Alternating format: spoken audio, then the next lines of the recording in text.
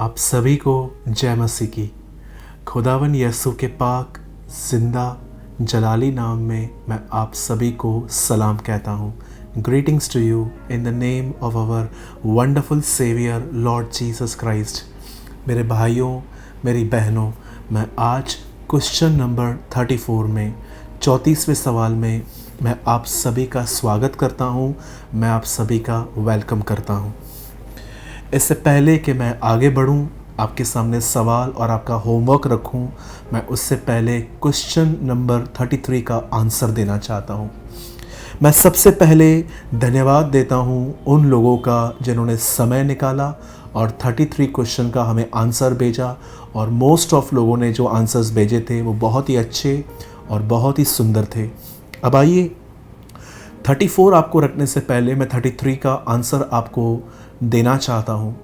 Question था कि क्यों पतरस के सामने जब कुरनेलियुस उसके पाँव पे गिरा तो पतरस ने उसके ऊपर हाथ रख के उसे आशीष नहीं दी, पर उसको उठाकर खड़ा किया और कहा कि मैं भी तेरे ही समान सुख दुख भोगी मनुष्य हूँ। याद रखिए, एक परमेश्वर के सच्चे दास में यह गुण ज़रूर होता है कि वो कभी भी परमेश्वर की जगह नहीं लेता और ना ही वो कभी परमेश्वर की महिमा को चुराता है। मैंने अपने लाइफ में ऐसे लोग देखे हैं जिनके पैर अगर आप पड़ेंगे तो आपको मना भी नहीं करेंगे और ना आपको ये कहेंगे कि ऐसा मत करो या आपको उठाएंगे, क्योंकि बाइबल बताती है बहुत सारे लोगों को मनुष्यों के बीच में, लोगों के बीच में गुरु बनना और बड़ा व्यक्ति बनना अच्छा लगता है, लेकिन यीशु ने कहा तुम कभी ऐसे मत करना। मेरे भाइयों, मेरी बहनों, पतरस ने उसे उठाकर खड़ा कर दिया और कहा मैं भी तेरे समान सुख दुख भोगी मनुष्य। It means I am a ordinary man. एक प्रभु के दास में एक अच्छी बात यह होती है वो कभी परमेश्वर की महिमा को नहीं चुराता। आप बाइबल पढ़ रहे हैं, आप प्रेयर करते हैं, आप फास्टिंग करते हैं, आप चर्च जाते हैं, आप अपने टाइप को पे करते हैं, बहुत अच्छी बात है, लेकिन याद रखिए आपको इन कामों को कभी महिमा नहीं देनी। आपको कभी अपनी गवाही में ये नहीं कहना चाहिए कि मैंने बोया प्रभु के राज्य में तब मैंने काटा।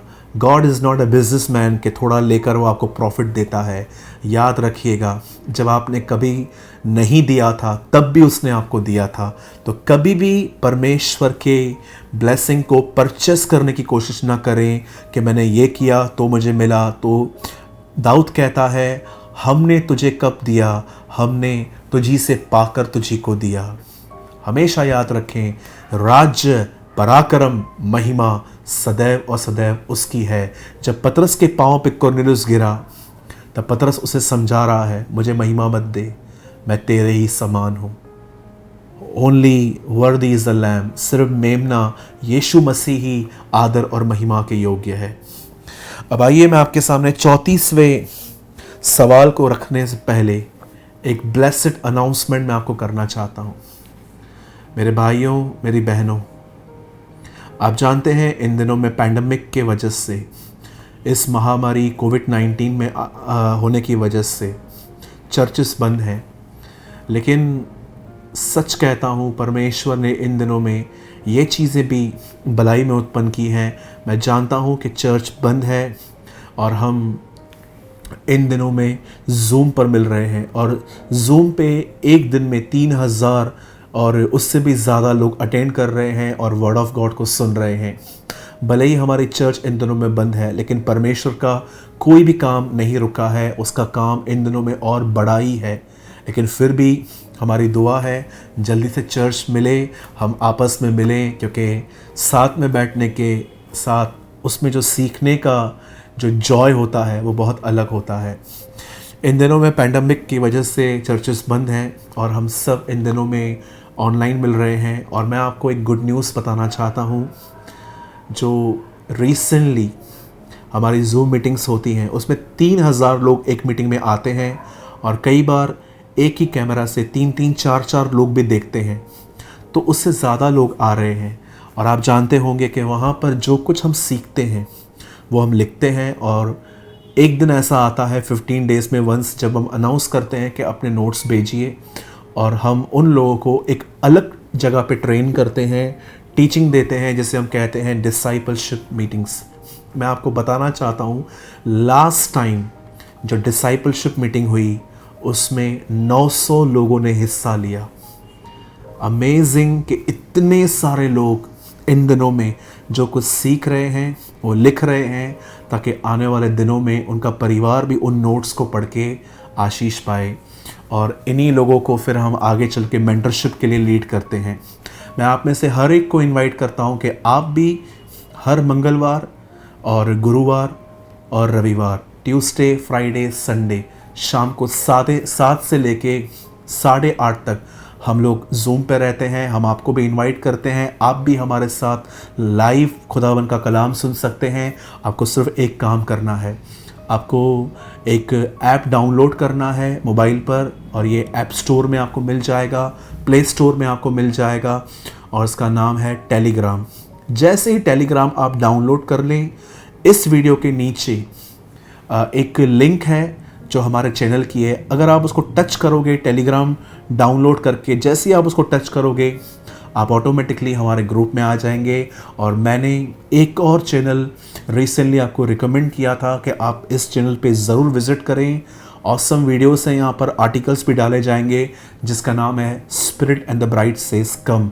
आत्मा और दुल्हन कहते हैं आ। मैं आपको कहना चाहता हूँ, यह चैनल एक परमेश्वर की दासी का है, जो अंतिम दिनों में किस तरह कलीसिया को तैयार होना है, किस तरह से चीज़ें घटेंगी, उनके बारे में एक अद्भुत नॉलेज उनके पास है। आप ज़रूर इस चैनल पे जाएं, सब्सक्राइब करें, ताकि आने वाले वीडियोस आपको मिल सकें। अब आइए, मैं आपके सामने आपका होमवर्क रखता हूँ। इस हफ्ते में आपका होमवर्क है मत्ती 8 अध्याय, उसका 5 से लेके 13 तक। The gospel of Matthew chapter 8 5 to 13। मत्ती की इंजील 8वां बाब 5 से लेके 13 आयत तक आपका ये होमवर्क है। और मैं आपको बताना चाहता हूँ, अगर आप पहली बार हमें आंसर दे रहे हैं तो आप इस बात को हमेशा याद रखें, आपको अपना नाम और अपने शहर का नाम, अगर आप पहली बार हमें आंसर दे रहे हैं तो आपको लिखना है। और आप आंसर वॉइस नोट में रिकॉर्ड करके नहीं भेज सकते, आप भले पेपर पे लिख के भेजें या आप टाइप करके भेजें तो हमें चलेगा। और एक और चीज़, आपको नेम लिखना है, सिटी लिखनी है, और आपको वॉइस नोट नहीं भेजना। और हाँ, आपको आंसर्स ट्यूसडे तक देने हैं। बुधवार को आपका किसी का भी आंसर का, क्वेश्चन का आंसर हमारी तरफ से नहीं आएगा। मंगलवार तक जितने लोग आएंगे हम उन्हें आंसर करेंगे, ताकि हम वेडनेसडे को इस नए वीडियो को हम अपलोड कर सकें। काफ़ी टाइम जाता है। अब आइए, मैंने आपको होमवर्क दिया मत्ती 8 का 5 से 13, और अब क्वेश्चन ये है आपका। यहाँ पर एक सूबेदार है जिसके घर में कोई बीमार है, काफ़ी सीरियस है, और उसने यीशु को संदेश भेजा कि मुझसे मिलने आ और मेरे सेवक को चंगा कर। लेकिन जब यीशु वहाँ पहुँचे तो उस आदमी ने अपने अधिकार के बारे में प्रभु को बताया कि मैं एक मैन ऑफ अथॉरिटी में पराधीन हूँ। एक से कहता हूँ आ तो वो आते हैं, दूसरे से कहता हूँ जा तो वो जाते हैं। मैं आपसे पूछना चाहता हूँ, अब ये मेरा सवाल है, यह आदमी अपने अधिकार के विषय में यीशु को क्यों बता रहा है? ऐसा क्या चल रहा था इसके मन में कि जैसे यीशु आया वो यीशु को कहता है कि मेरे पास भी अथॉरिटी है। एक से कहता हूँ आ तो आता है, दूसरे से कहता हूँ जा तो वो जाता है। वो क्यों अपना अधिकार यीशु को बता रहा है? ये आपका सवाल है। पहले पढ़ लीजिए, दुआ कीजिए, प्रभु से पूछिए, और जो कुछ खुदा आपसे कहे वो उत्तर हमें लिखकर भेजिए। और याद रखिए, बात सही और गलत की नहीं होगी कि मेरे आंसर सही हैं, आपके गलत हैं। हम सब सीखेंगे, हम सब लर्न करेंगे।